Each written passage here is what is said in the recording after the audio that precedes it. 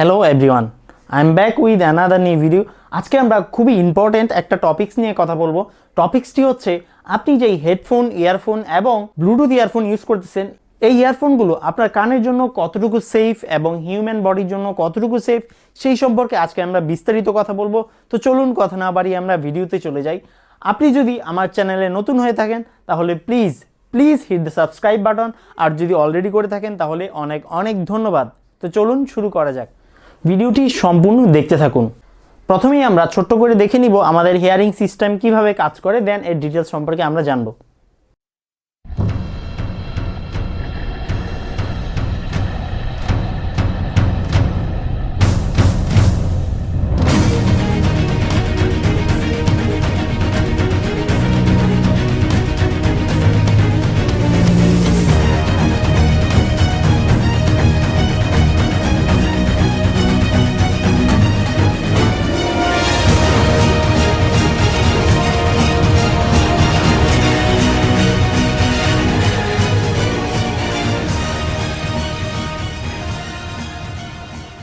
Headphones, earphones এবং Bluetooth earphone, এই গ্যাজেটগুলো আমাদের কানের মধ্যে কি পরিমাণ সাউন্ড দেওয়ার পরে ক্ষতি করে, আমাদের যে নর্মাল সাউন্ড সিস্টেম রয়েছে যেমন হেডফোন, ইয়ারফোন এবং অন্যান্য ব্লুটুথ গ্যাজেট, এই ধরনের গ্যাজেটগুলোর নর্মাল সাউন্ড হচ্ছে 105 থেকে 110 ডেসিবেলস। এই যে সাউন্ডটি রয়েছে, এই সাউন্ডটি অবশ্যই আমাদের কানের জন্য ক্ষতি করে। তবে এই সাউন্ডটি যদি আপনি 1 ঘন্টার কম ইউজ করেন তাহলে এটি আপনার জন্য সেফ, বাট এর উপরে যদি আপনি ইউজ করেন তাহলে অবশ্যই এটি আপনার কানের জন্য অনেক ক্ষতিকর। আমাদের কানের জন্য যদি আপনি লং টাইম কোনো কিছু স্ট্রিমিং করেন, লাইক মুভি এবং অন্যান্য যে ওয়েবসাইটগুলো রয়েছে, সেই সব জায়গায় স্ট্রিমিং করার সময় আমাদের যে মিউজিক সাউন্ড থাকবে সেটা যদি 60 থেকে 70 ডেসিবেলস হয় তাহলে এইটা আমাদের হিউম্যান বডির জন্য অনেক সেফ। এখানে আপনারা দেখতে পাচ্ছেন সিডিসি, অর্থাৎ central for disease control and prevention.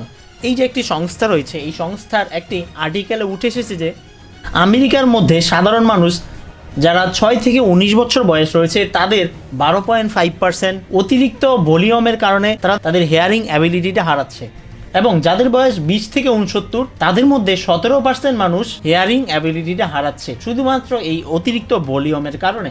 তার মানে এই না যে আপনি সাউন্ড বা মিউজিক শুনতে পারবেন না, অবশ্যই আপনি সাউন্ড বা মিউজিক শুনতে পারবেন, তবে এখানে কিছু ক্ষতিকর ইয়ারফোন রয়েছে, সেই লিস্টটা এখন আপনাদের সামনে দিয়ে দিচ্ছি।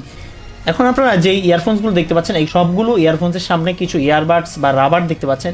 এই টাইপের যেগুলো রয়েছে, যেগুলোর উপরে রাবার লাগানো, এই সব ধরনের ইয়ারফোন আপনারা ইউজ করবেন না, এগুলো আপনার কানকে অনেক পরিমাণে ক্ষতি করে। এই ধরনের ইয়ারপডসগুলোর সামনেও আপনারা দেখতে পাচ্ছেন যে রাবার লাগানো আছে, এগুলো সম্পূর্ণ কানকে এই যে এখানে দেখা যাচ্ছে ব্লক করে রাখা হয়। তো সেই কারণে আমাদের কানের মধ্যে কোনো রকম বাতাস ঢুকে না, এবং যার কারণে আমাদের কান অনেক পরিমাণে ক্ষতি হয়। এখন কোন ধরনের ইয়ারফোন আপনি ইউজ করবেন? এখন আপনি যেই ধরনের ইয়ারপডস বা ইয়ারডটসগুলো দেখতে পাচ্ছেন, এই ধরনের আপনি ব্লুটুথ ইয়ারফোন বা ইয়ারফোন ইউজ করতে পারেন। এগুলো অনেক পরিমাণ সেফ আপনার কানের জন্য, যেহেতু এগুলা লাগানোর পরে আমরা বাহিরের সাউন্ড শুনতে পাই বা আমাদের কানের মধ্যে হালকা বাতাস ঢুকে, যার কারণে এই ইয়ারফোনগুলো আমাদের জন্য সেফ। এবং এখানে সবচাইতে বেশি পরিমাণে সেফ যে ইয়ারফোনগুলো সেগুলো হচ্ছে হেডফোনস। আমরা নর্মালি ইয়ারফোন এবং হেডফোনস সবগুলোই এক মনে করি, আসলে তা নয়। আমাদের কানের উপরে যে অংশটা রয়েছে, এই অংশের মধ্যে যে ইয়ারফোনগুলো ইউজ করা হয় সেগুলো হচ্ছে হেডফোনস। অর্থাৎ এই যে এখন আপনারা যেই হেডফোনসগুলো দেখতে পাচ্ছেন, এইটি হচ্ছে সবচাইতে বেশি সেফ আমাদের জন্য।